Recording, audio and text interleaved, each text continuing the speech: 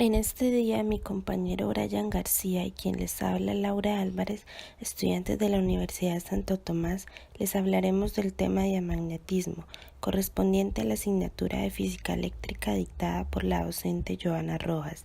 Inicialmente daremos la definición, mencionaremos la historia, algunos aspectos importantes y por último se mostrarán aplicaciones y experimentos.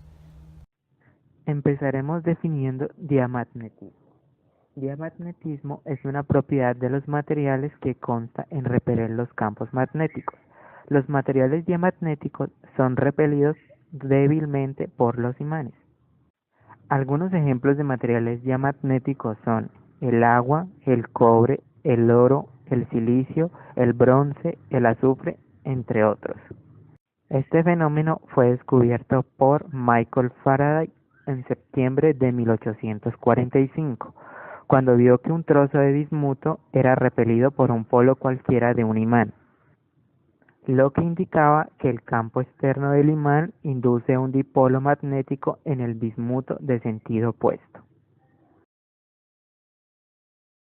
A continuación, les presentaremos algunas de las características que presentan los materiales diamagnéticos.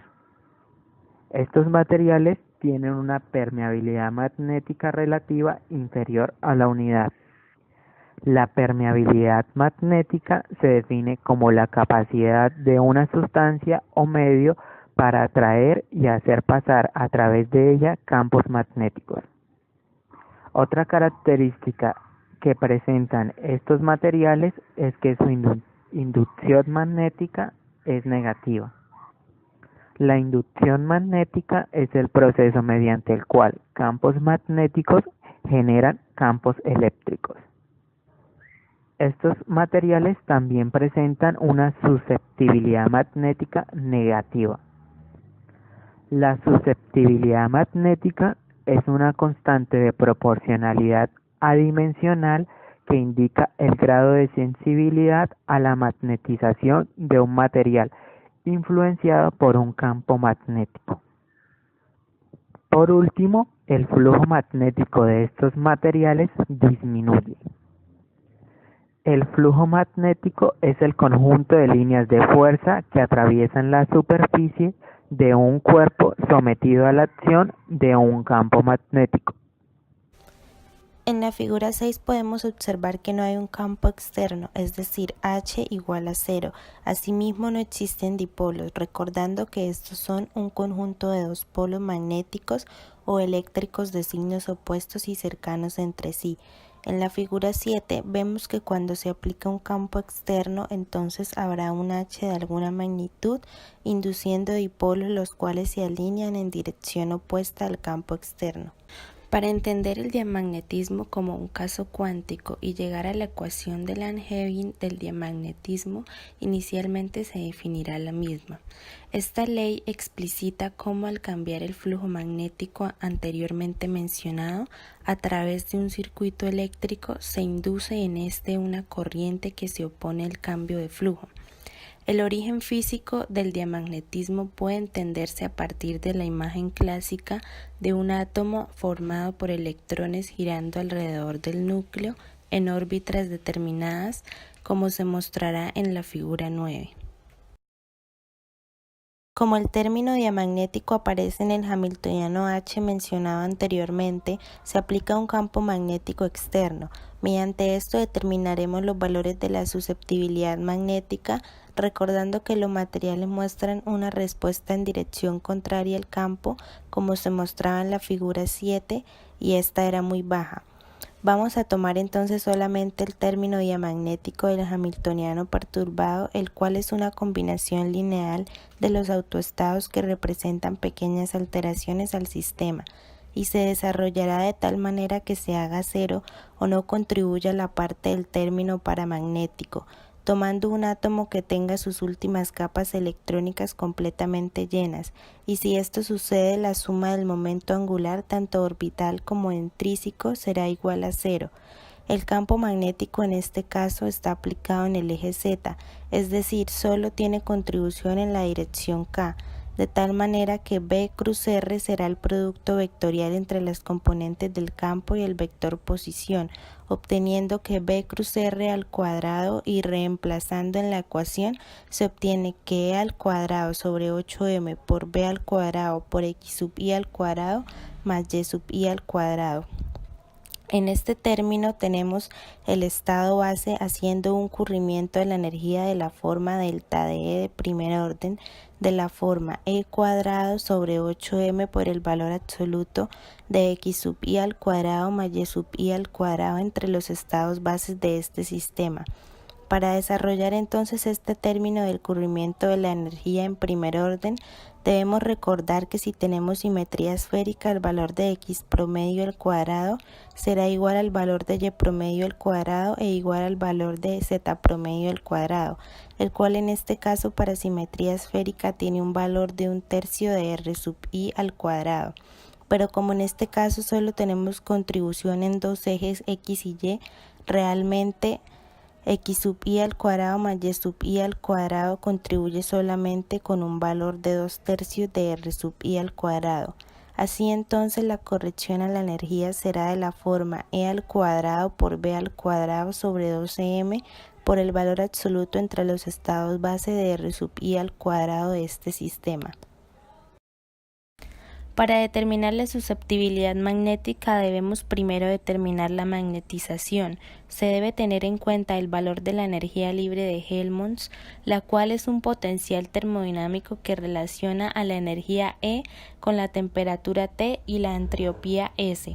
En ese caso podemos expresar la magnetización simplemente como la derivada de la energía libre de Helmholtz sobre la derivada de la variación del campo magnético, o simplemente la corrección a la energía calculada anteriormente, es decir, la magnetización será igual a menos E al cuadrado por B sobre 2M, que resulta de la derivada con respecto al campo por el valor absoluto entre los dos estados bases de R sub I al cuadrado.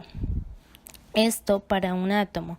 Ahora, para n átomos en el sólido, la magnetización será igual a menos E al cuadrado sobre 6M por n sobre B, donde n es el número de átomos y B es el volumen del sólido, por el valor absoluto de R sub I al cuadrado entre los estados bases del sistema. Recordando que para un material lineal la permeabilidad magnética relativa es aproximadamente igual a una unidad, podemos expresar la magnetización en función de la susceptibilidad magnética como μ sub 0 por m sobre b y finalmente obtener menos μ sub 0 sobre el volumen del sólido por el número total de átomos por e al cuadrado sobre 6m por el valor absoluto entre los estados base de R sub I al cuadrado. Seguidamente les hablaremos de las aplicaciones de los elementos magnéticos, los cuales poseen una gama muy amplia, pero en este caso solo abarcaremos 3. El primer caso es la generación de campos magnéticos intensos. El segundo es la fabricación de cables de conducción de energía eléctrica nuclear. Y por último, la tercera aplicación es en el campo de la electrónica. Dentro del primer caso de aplicaciones tenemos usos tan espectaculares como la fabricación de sistemas de transporte masivo levitados. En el segundo caso está la posibilidad de transmitir energía eléctrica desde los centros de producción como presas o reactores nucleares hasta los centros de consumo sin ningún tipo de pérdida en el trayecto. Y por último, en el tercer tipo podemos mencionar la posibilidad de fabricar supercomputadoras extremadamente veloces. El siguiente video hablará sobre el transporte de levitación magnética, también conocido como MATLEV, el cual usa el principio de atracción-repulsión entre dos campos magnéticos, todo con el fin de lograr el empuje de un vehículo. Este tipo de tecnología la podemos encontrar principalmente en el ferrocarril. Debajo del ferrocarril se despliega un motor lineal que hace que un flujo magnético lo empuje hacia adelante. Para lograr frenar, usa los mismos electroimanes que le dan impulso y a su vez frenos aerodinámicos tipo flaps. El descarrilamiento de este tipo de trenes es casi imposible. Esto se debe a la forma en la que están impuestos los electroimanes y los motores lineales.